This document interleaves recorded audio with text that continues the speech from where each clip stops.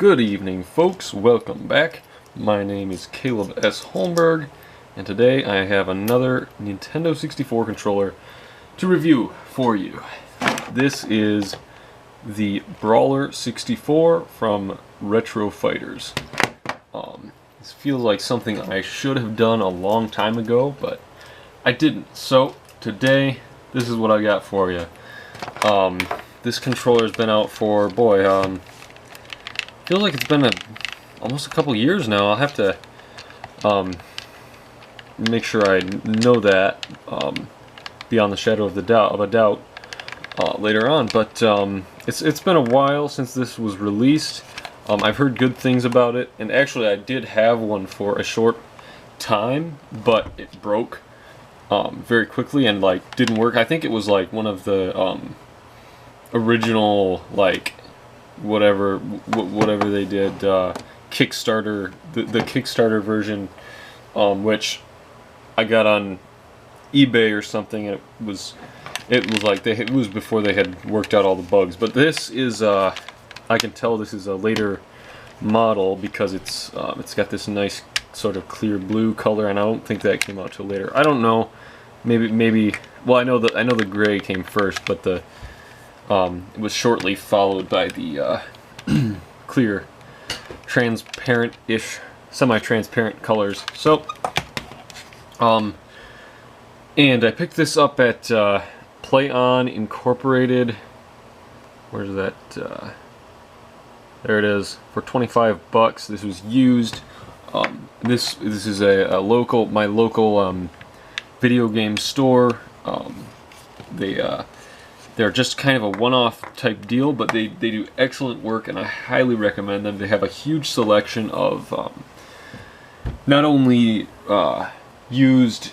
Well, they have a huge selection of used games in general, but a lot more like NES, Super Nintendo, N64 games than I've seen really anywhere. So, if you live in the Flint or Genesee County area of Michigan, or anywhere near southeastern Michigan, go check them out.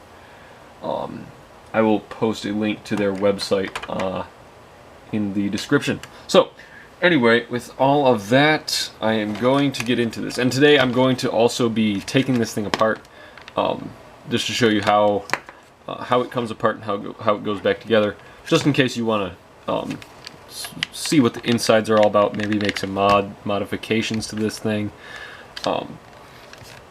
Alright, and I might do some comparing with other controllers that I have here. And at the end, I am going to give you a demonstration with some gameplay. So, this is the Brawler 64, and I'm just kind of feeling it in my hands. We have our, well, you know what, I'm going to take this price tag off of here. They should have done that before I started, but I wanted to give the little spiel on Play On, because they're my favorite store. Let's just get some of this gunk off of here.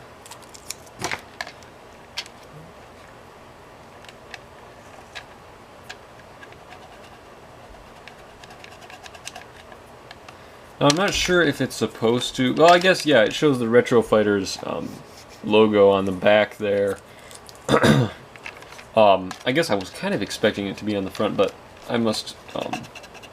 This must just not be one of the ones that has that on the front of the controller. So, I do like the ergonomics of this controller. It feels very natural to hold. It's a more modern feel than the original N64 controller for sure, which I have right here. But I love the original N64 controller. Nothing will ever quite match it in my eyes. It's just so unique and so much its own thing that I don't really like comparing any aftermarket controllers to it, because it's really the authentic, official way to play the games. I'm not saying it's necessarily my favorite, but it's really, in my opinion, the way you should start, or the way you should first play any N64 game. But it definitely is nice that they have the D-pad over here on the same side. They have everything sort of consolidated to the two-prong grip, which I do like. It was kind of nice on the N64 controller where, because there really weren't any games where you had to use both at the same time, the D-pad or the joystick, maybe like interchangeably in the same game, but not really at the same time, and yeah, that's how the games were designed. So I guess there's that. You're never gonna need to like use these for like different commands while you're using this, I guess, if that makes any sense. It's usually gonna be either or. So I guess it really isn't a big deal to have both on the same side, but it is nice just because it looks more like a modern controller and might just, I don't know, be a little more, a little less foreign looking to someone who just at first glance, someone who's never seen an N64 controller. One thing I do notice about these buttons is they're just a little bit clicky for my tastes. I know that's maybe not the biggest deal, but for me that's just sort of a sign of quality, is whether the buttons are clicky or they just sort of, well, I guess maybe what I'm thinking is how far down does the button actually press, because those go down a decent way, whereas these ones, well, I don't know, it's not something you can really see. Well, there's different factors. There's how far down the button goes when you press it, and there's how much resistance there is when you press it down. There's got to be a fine line between the buttons feeling mushy and the buttons feeling completely rigid, and you have to actually apply force to get them to press, which these are definitely good. I don't really have a problem with them. It's just, it feels just a step, just like a half step down from the original in terms of quality. And that the same goes for the plastic of the outer shell. It just doesn't have that same like feel to it. It still feels good, and it feels like quality plastic. Looks like it was well designed and well constructed. It's definitely good in that way, but it's just a half step down in quality. The Z buttons, you'll notice there's two, which on the original N64 controller there's only one. These do the same thing. Each one, it just triggers the same command. And they feel good. They're like analog almost. They slide in and out. They don't click like this one does. Which doesn't really make a whole lot of sense to me on the N64, because the N64 only registered digital commands from that button. But it's not a big deal. Again, it's just a thing that I would rather have, because you know, some games on newer, well, I guess consoles, anything after the N64 really, anything starting with the GameCube had analog Z that had analog or triggers. This could be a little confusing, I guess. But anyway, that's just a minor thing. So there's just some just things that are really jumping out at me when I'm first looking at this thing. We have our memory card slot back there, and it's a memory card slot. There's really not much to say about that. Yeah, and so far I like it. I like the analog stick. It's got a nice grip to it. I would say that it's rubberized, which I like, but one thing I do like is to have like these little rings on there, or like some sort of, well, I guess I would rather not have it completely domed like this is. It's like a mushroom. And that's like, I mean, it still works, but I would rather have it kind of more, maybe a flatter surface or a bigger surface, because this feels like a ball that I'm rolling with my thumb. which it doesn't feel bad. I'm not saying I don't like it. I just would rather have it something that I feel like my thumb rests on and can really really has a nice grip to it. And then I think these rings here really help with that. And this is, by the way, this is not the original N64 controller joystick. You probably, well, I mean, that was my first video, was replacing the joystick on this thing with the GameCube style one, which I would highly recommend. But here I have the what's it called? The what did I call this one? Mayador N64 controller, which is still probably my favorite in terms of just the way it performs on the games. And this one, the joystick is very nice, and it's big and it has a nice grip to it, which this definitely could be better. That's just something I noticed. So that is my first impressions. So why don't I just tear this thing apart? And oh, one more thing before I do that, I wanted to make a quick note that this is the Nyko core controller for the Nintendo Switch. I just want to say it's kind of interesting. These two, just in terms of basic shape, are very, very, very similar.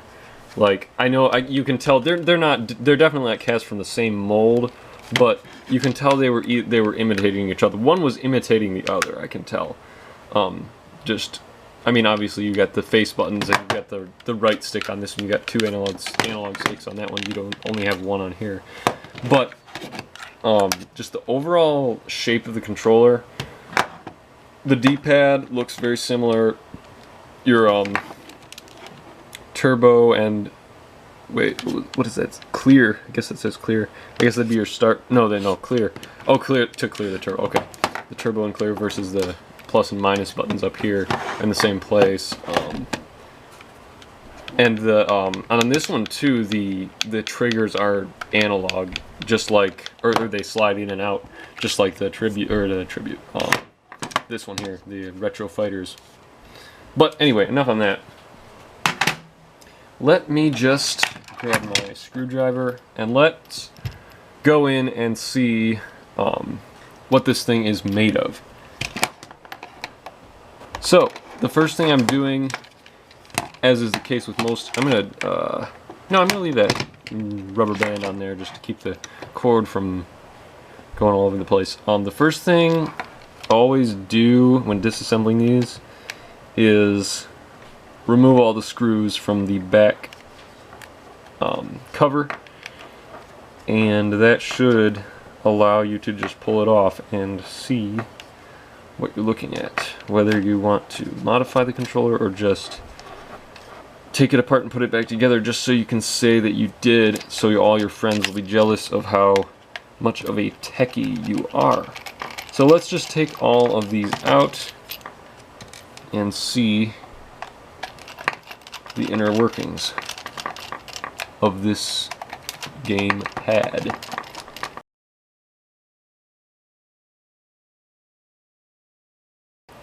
Alright, so let me just try and dump these out without losing them. Alright, I don't need to dump them out. Should be good. Let's try pulling this off. It's got a bit of a resistance to it, but I'm going to, might not have unscrewed these all the way. Just bear with me here.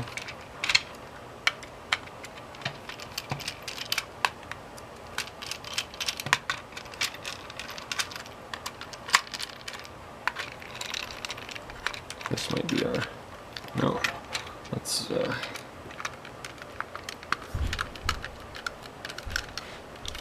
something's holding it down.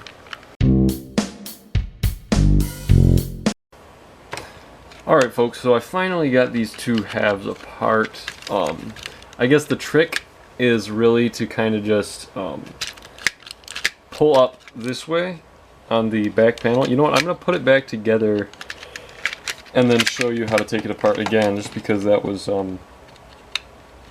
off screen for the sake of preserving battery life, camera battery life. Let me just see if I can't pop that back on. Oh boy. here's the real trick. Alright, so for full transparency here, transparent, get it? This is a transparent controller. No, that wasn't very funny.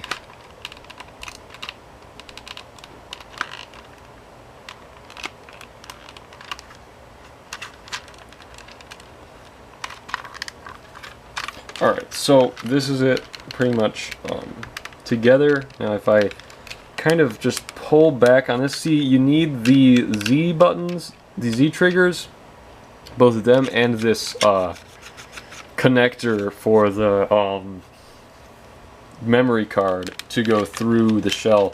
There are holes in the shell, which it's very, very tight. You can see it's kind of stuck, but it comes out if you give it a little bit of force. Just not too much, because it's very, I was afraid I would break it, but I didn't. So, here's the back panel. We can set that aside. And here we have our motherboard, if you will. I don't know if that's what it's called on the controller. I don't think it is, but that's what I'm going to call it. So there. And looks like if we want to take that off, we'll need to take out a couple more screws here on the left and right.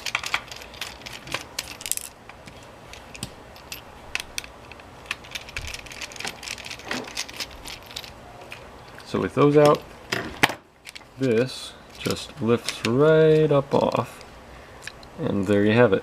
We got a couple of wires that are kind of holding this in place, and it looks like they are soldered to the board here, so we can't just lift this out without a care in the world. You got to be careful what you are taking out of here. So I'm going to take, one thing I noticed that's interesting is these L and R buttons, which come out right out of the back here, are one piece, which I think is kind of cool.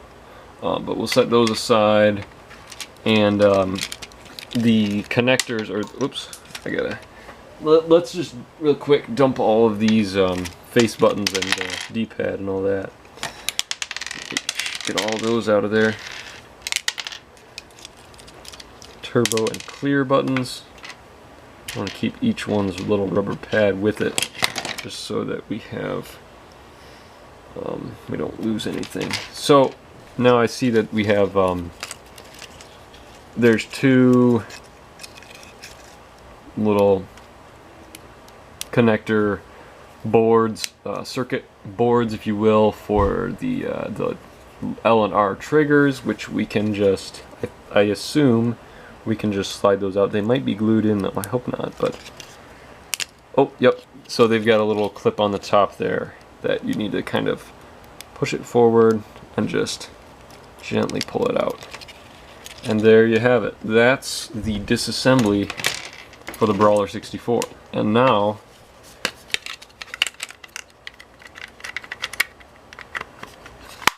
now you can have this.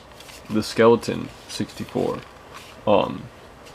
which is especially special because you can play Invisible N64 games. But anyway, so let's okay, let's look at these buttons here. Why does this have why does that have legs? I have no idea. It's a little bit disturbing, but I guess we'll find out, won't we? We have these rubber pads on this circuit board, which I'm not going to take off because they're connected with these little, I guess, rubber pins. I don't want to break those, but if you take it off gently, I'm sure it'll come off if you just don't give it too much force.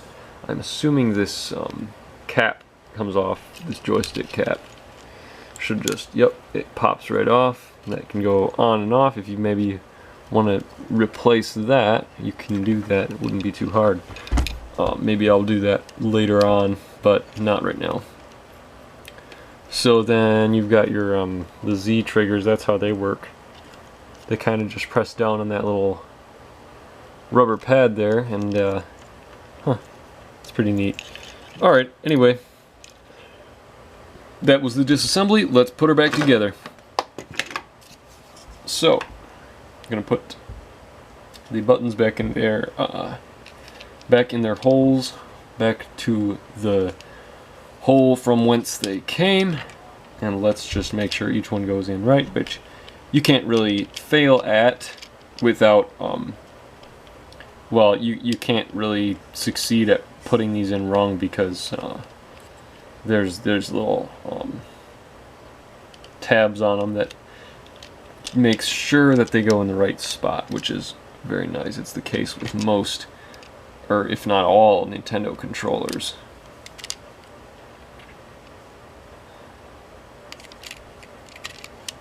Put the C buttons back in their spots first, after the A and B.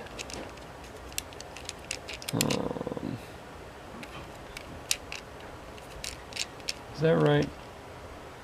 Let me see here. Let me see here. Yep, that's good.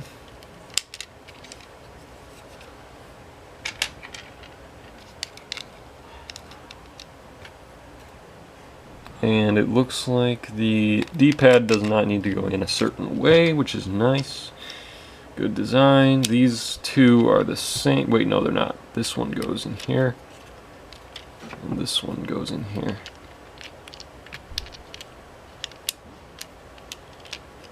Okay, and we'll just put that down there. And then we'll grab the triggers, L and R, and we'll put them in so that L is on the right, R is on the left, because we're looking at this backwards. So everything's backwards. No, actually, yeah, you know what I'm gonna do first is I'm gonna put the these boards in first, just so that just because that's the order I took them out in. Well, reverse, I guess. So this is going to be a little bit odd, kind of awkward to put these in. It's like kind of difficult because my hands are big and clumsy. Also, it's not easy with a camera right in front of my face. I should get a GoPro or something, but why would I spend so much money on a channel that has 40 subscribers? Almost. By the way, 40 subscribers. We're almost there. Oh, we're almost at 40 subscribers. If you will please subscribe, we'll get some really good stuff going if we get to 40. We need one more. Be that person and subscribe to my channel. Be the person to change the world today.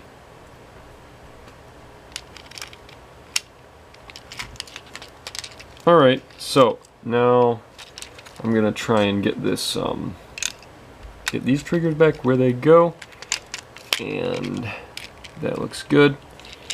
And then we'll just make sure that this joystick goes back through its hole, and then that everything kind of lines up.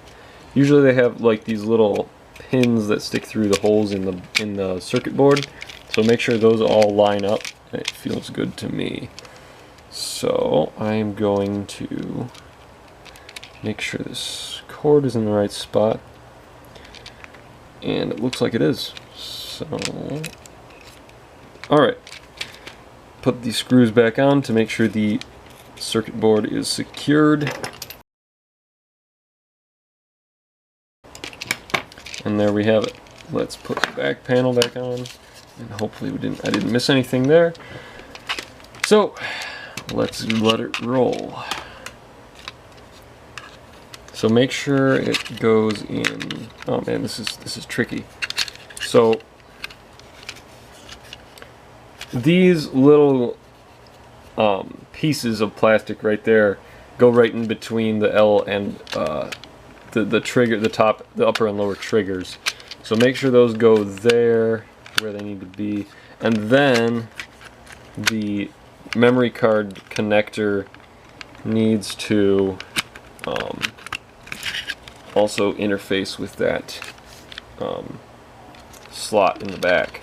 So it's pretty tricky. It's a lot harder to line everything up than it is for the original 64 controller.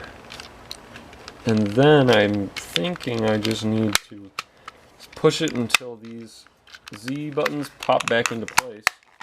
And I believe, although I don't like where this cord is, just kind of forcing the plastic panels up and down, which is disturbing me. Maybe I got it upside down. Hold on.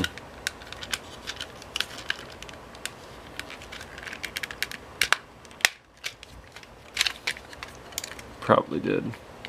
Yep, I think I did.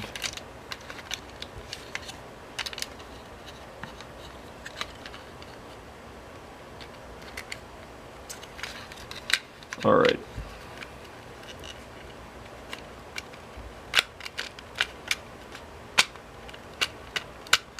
Same thing I did before, but this time right. Oh no. Oh my goodness. Apologize for this, guys, but this is not an easy one to put back together. I almost want to just super glue the cord to the back there because that keeps just kind of falling off, but I'm not going to do that because I don't want to. I want to be able to take this apart again if I need to. So, right, I've got to remember, put the connector over in the hole first, and then just slide everything up, and there you have it. Alright, now it locks in. Very nice, very satisfying. Little click there, and it should be together. Let's just screw the screws back in their holes and be done with it.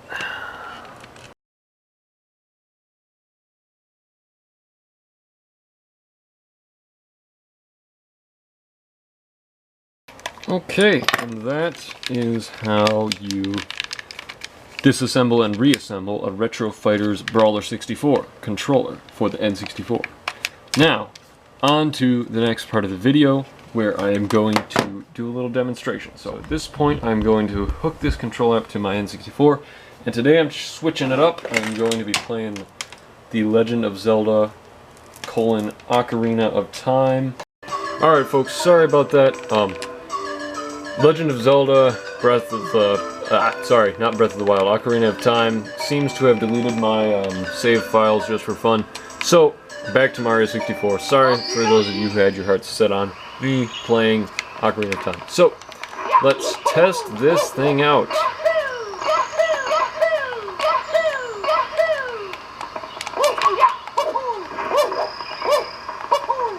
And it feels good to me. I got no problems with it so far. Seems responsive. Let me check the dead zone if there is any. Doesn't seem to be any. If I don't notice any if there is. Seems to be a very responsive joystick, which is definitely very integral to the N64 controller.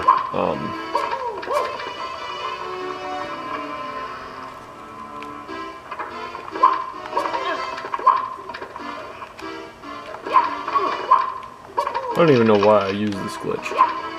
So, yeah, the clicky buttons really isn't an issue for me. I really don't have a problem with it. Let's try some backwards long jumps real quick. Uh-oh. Yeah, I never was much of a speed runner. Oops, I accidentally hit the reset button. But anyway, this is a pretty good controller. I don't like it as much as the Mayador, but it is definitely a close second. So, if I had to rank N64 controllers, here's how I would do it. From left to right. Oh man, these can be on top of each other. No, yeah, these are. Well, see, I like these different things about these, and I would say I like the same amount of things about each one, and the same amount of things I don't like about each one. That's kind of the same amount of stuff. So this is still my favorite, but this the Retro Fighters tribute. Why do I keep saying that? Brawler 64 is a very viable option if you want a solid controller that well, yeah, it's a solid controller, and it's definitely has some nice aesthetics to it, has nice ergonomics, but I will say this one is a fair amount cheaper, and I like it better, so I would actually say go buy this one if you'd rather take the risk of less likely for it to well, I mean, this is cheaper, so it's definitely, I would say, more likely for you to get this and have it stop working or not work or break or something. This is definitely a higher quality third-party controller. But yeah, so those are my thoughts. You can make sense of them.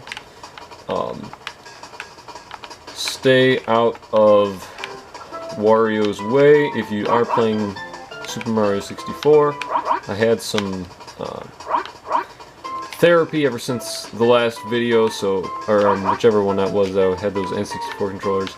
I'm doing fine, so don't worry about that. Just be careful when you play Mario 64, alright? And Mario is looking pretty goobered up, so I think I'm going to call it a day. Thanks for watching this video. Please like if you liked the video, and subscribe if you would like to see more. Share it with your friends if you think they would be entertained or enlightened by it. Thanks for watching. Have a great day.